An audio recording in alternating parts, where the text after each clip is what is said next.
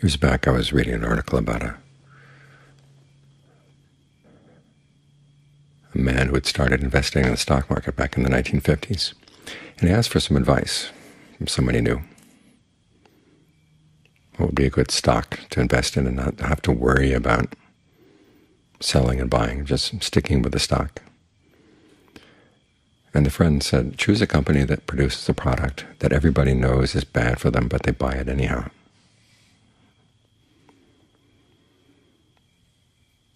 And so the writer invested in tobacco stocks, and sure enough, tobacco stocks kept going up and up and up, no matter what was said about how they cause cancer or the deceptions of the tobacco industry. The stocks just kept climbing. Shows the perverseness of the human mind. All too often the things we know are bad for us are the things we're most attached to.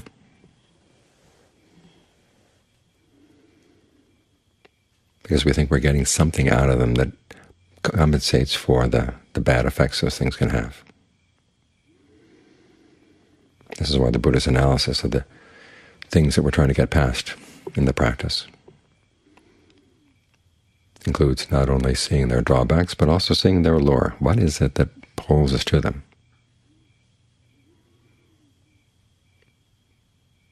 We're working here on concentration, and one of the prerequisites for concentration is that you put aside sensuality, that you are secluded from sensual thoughts. This doesn't mean that you're secluded from sensual pleasures. The pleasures themselves are not the problem. It's the fact that the mind keeps thinking about these things and planning. I would like this and I would like that. Whatever the pleasure may be. It's like thinking of fixing our food.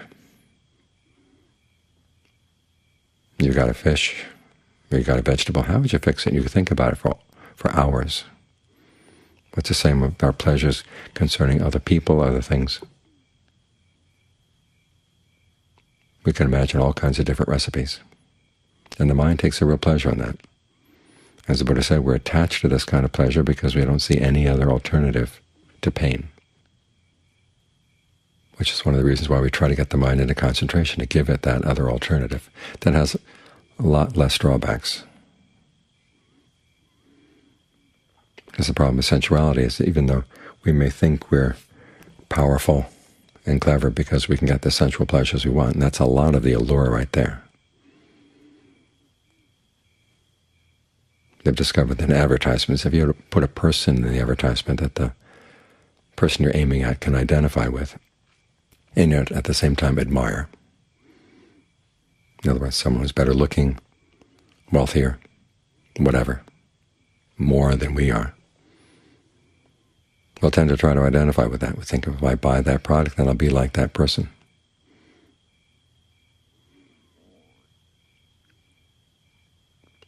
So all too often the pleasure itself is not what we're after. We're after an image of ourselves as the purveyor and consumer of those pleasures.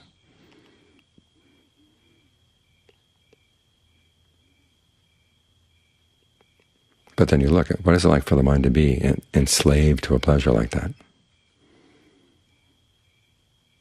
And the people who are trying to get your money, they don't respect you.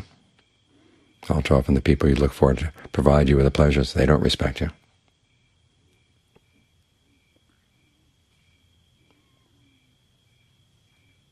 And as I was saying earlier this afternoon, when you're dependent on a particular kind of sensual pleasure, it puts you in a position of real weakness. Part of you may say, well, I can do without it.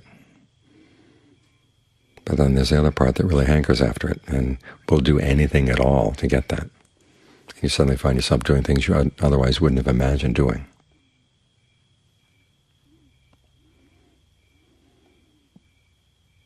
So that's why it's good to look at the drawbacks and look at the allure, to see how false and hollow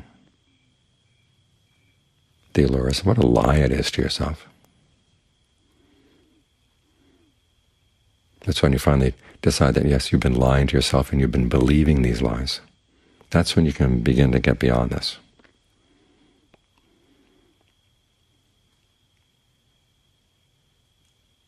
The sense of samvega that comes in, I've been such a fool for so long. You really have to work on that. Do what you can to develop that, because that's what's going to get you out. In some of John Lee's early writings, he talks about the need to develop a sense of Samvega to get the mind into concentration. And this is one of the areas where it's really important to get the mind secluded from sensuality, secluded from unskillful mental qualities. You've got to see the drawbacks of those things. You've got to see that you've been complicit in a lie, complicit in a cover-up.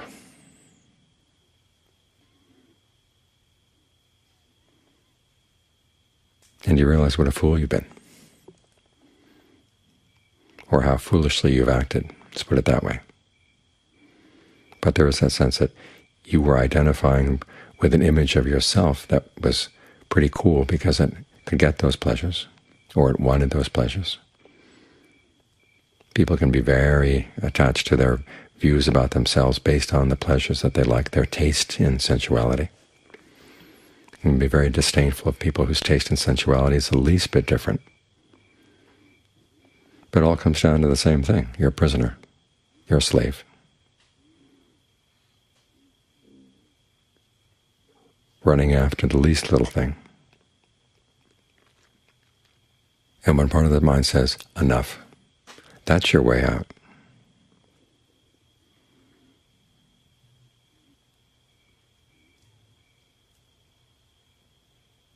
And then you try to bring the mind to the pleasure of just inhabiting your body.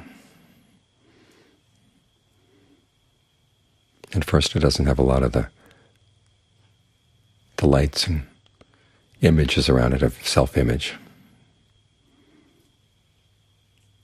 that make those other pleasures pleasurable. But again, those pleasures need that sense of self-image, because one of the Buddha's main ways of dealing with sensuality is to say, well, look at the things you're actually hankering for, and then take them apart and look at them very carefully.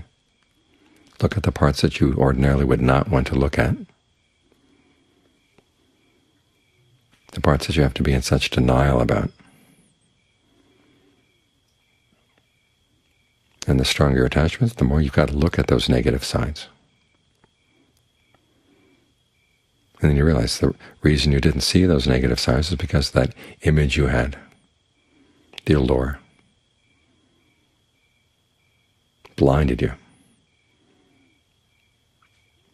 But the pleasure of concentration doesn't need all that advertisement, doesn't need all those lures. It's simple, it's basic, it's right here. And it's when you appreciate it as being something really safe that you begin to develop a taste for it.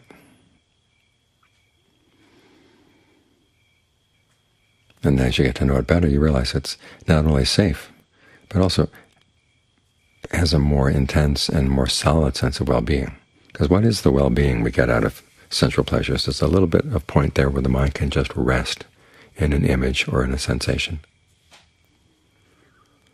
But it can't stay very long, which means it has to go searching again, searching again. We're here just being with the breath. If you can maintain this sense of well-being,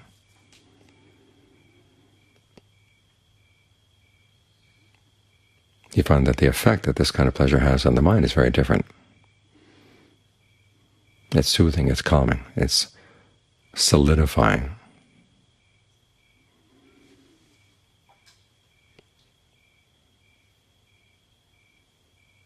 As opposed to the kind of pleasures that we get from what Ajahn Fuang used to call fresh, hot defilements. There was a little bit of moment where the mind can rest with a sense of itself, or with a pleasure. But then it gets aggravated. It wants that again, has to find it again. And there's a part of the mind that will be willing to do almost anything. And there are parts of the mind that will do anything to get that pleasure back, which is why you can't trust it.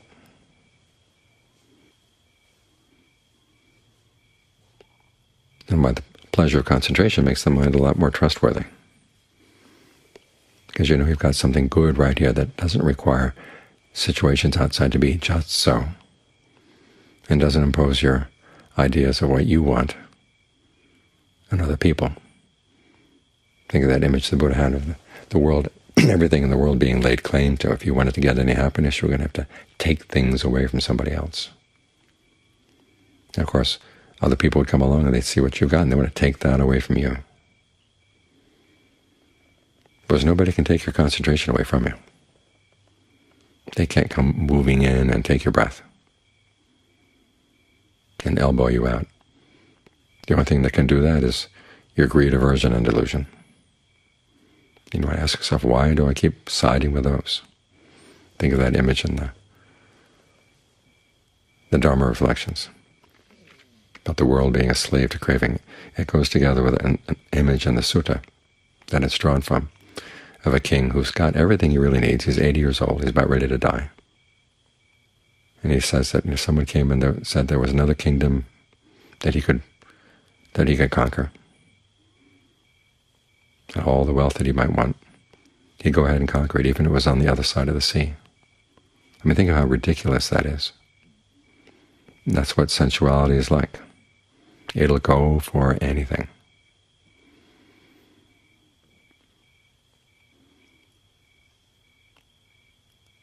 Years back, we were having our evening sweet drink at Wadasokaram after the afternoon chant, the evening chant, but late afternoon.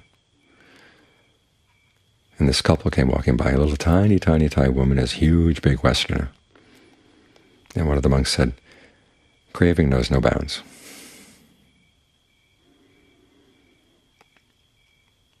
That's what you're taking as your companion when you start going for sensuality, something that knows no bounds at all.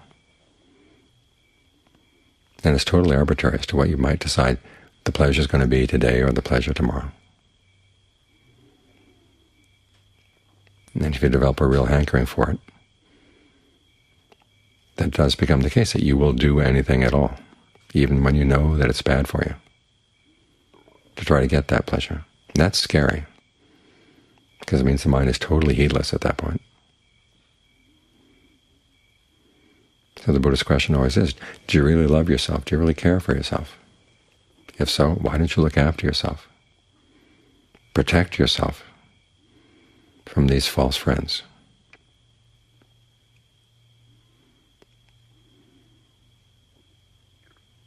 Because after all, if sensuality was such a good thing, why is it to say that divorce court is the most violent court in the system? Or a couple of people have been having sex, and then one of them betrays the other one. Why does the other one feel so horribly betrayed? It's because their image of themselves, their image of the relationship is suddenly destroyed. And that's what they're actually holding on to more than anything else. So look into your self-image around the pleasures you go for. Try to see where you're lying to yourself, and where you're having to dress things up in order to make them appealing. And then look at this pleasure that the Buddha offers. It doesn't require dressing up. It doesn't involve any bad karma at all. No bad consequences now or into the future.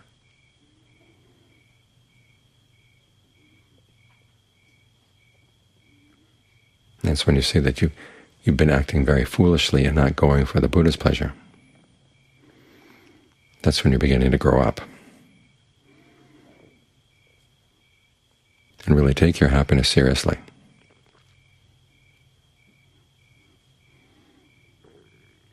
So that no investor can make any money off you at all.